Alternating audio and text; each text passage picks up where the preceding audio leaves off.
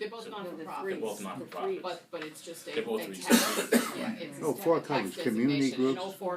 And 04, most community groups are 04s because they also do what could be considered lobbying or some kind of governmental things.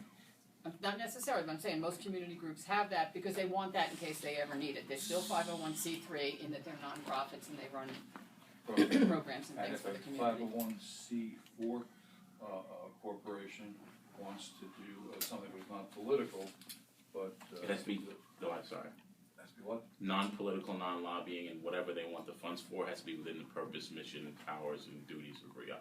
Okay, Okay, thank Sean? you. Thank you. All right, To thanks. In addition to what Charlene and Don just went over, basically we're hoping to enhance the process this year. We'd like to actually have a formal letter of intent go out to anybody who's interested rather than just releasing the application straightforward. What we find is over the past couple of years, especially with new groups coming on the island and starting up, you've got folks who are not 501c3s or C4s. It's a lot of burden to go out filling an application, it's a lot of burden to review. Having a letter of intent gives us the opportunity to decide eligibility beforehand, saves time on both sides. And how would you suggest we disperse that? It would just be an electronic disbursement, we would give notice to the community so everybody would know it's there. Post advertisements to the extent practicable. Okay, but not individual organizations getting copies or anything like that, just like No, on the not at all. internet or in the paper and something, okay. Correct. Normal methods of distribution. Every media. Every and media. Everbridge, of course. Okay. Exactly.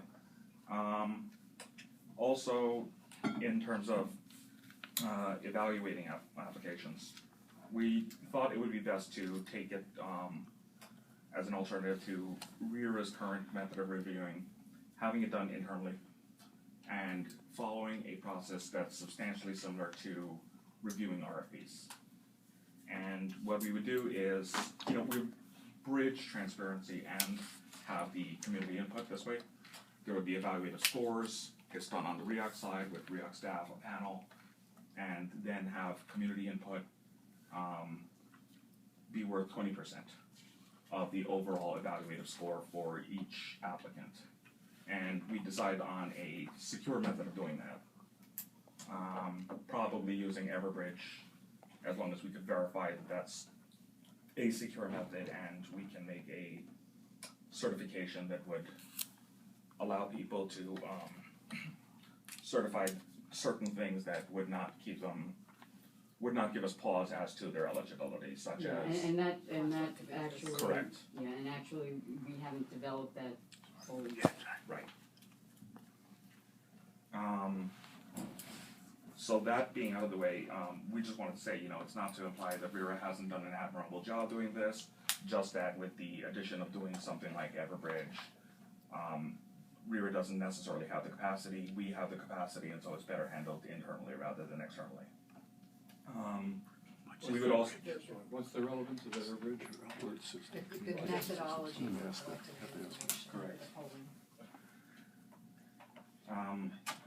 In addition to that, we are hoping to add some additional certifications to the application in which we have the usual certification in which every applicant says, okay, to the best of my knowledge and belief, anything I'm providing in this application is true and correct.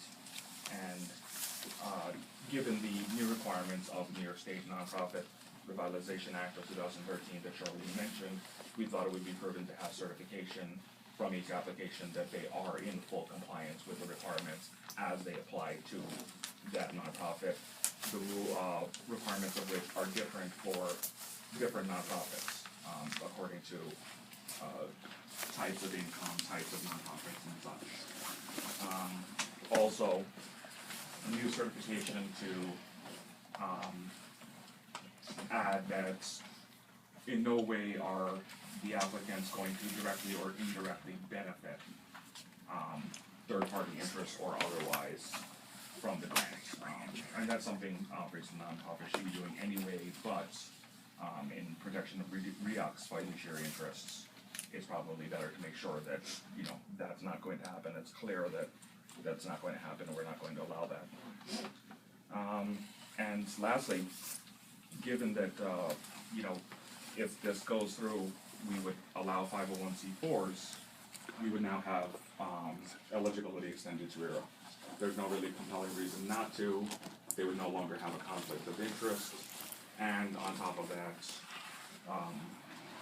as long as they complied with the general provisions Don mentioned a few moments ago, that they're not doing it for a lobbying purpose or other reason, they could apply just like anybody else. And that goes for any organization, whether it's the four or not.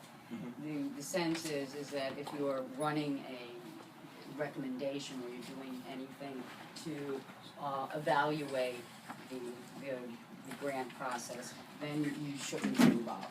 And you can't be one of the candidates. And that goes across the board.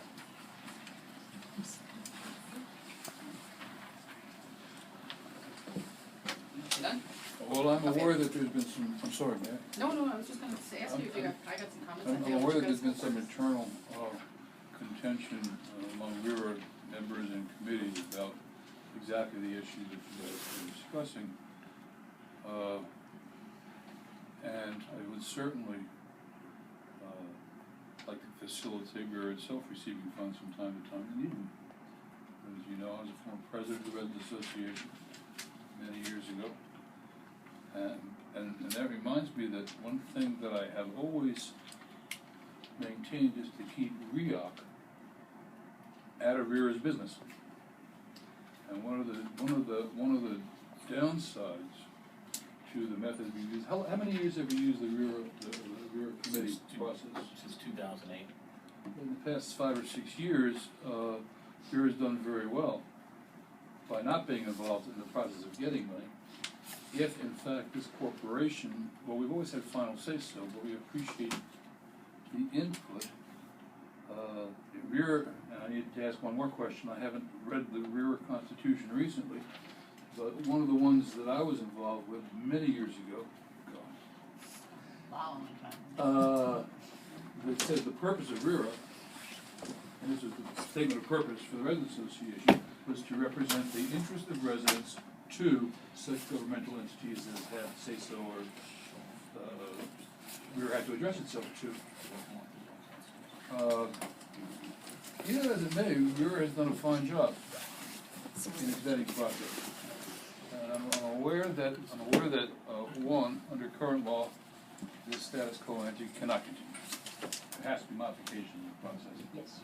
And two, that RIRA itself is barred from accepting funds from us as long as they're the main part of the vetting process.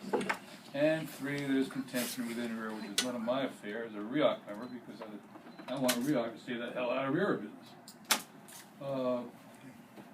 It's a sword that cuts two ways, I guess is my main point.